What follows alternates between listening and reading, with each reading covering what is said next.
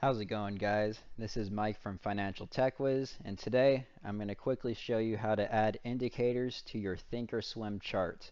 So the first thing you want to do is obviously sign in to thinkorswim and then go to the charts tab right up here up top. Next, type in any symbol just so we get something to appear on the chart. We'll just use SPY.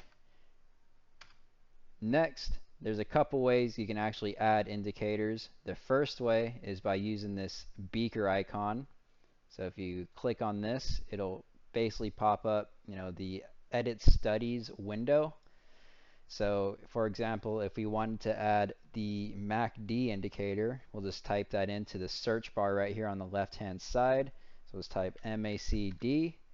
Click on it once over here so it's selected, and then click add selected, and it'll appear on your list of already added indicators here.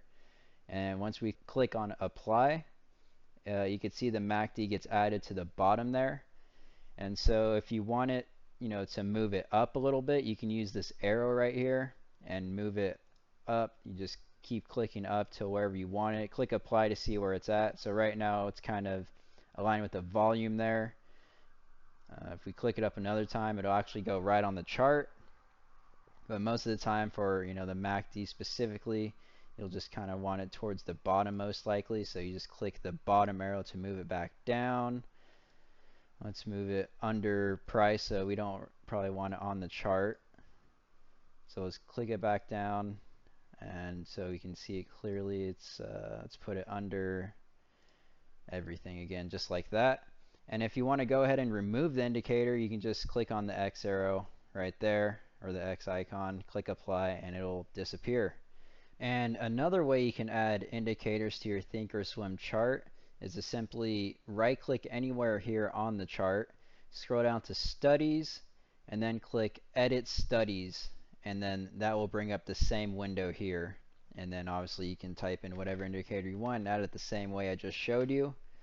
Just another note about how the indicators work on here. You see right here it says price, volume, and lower.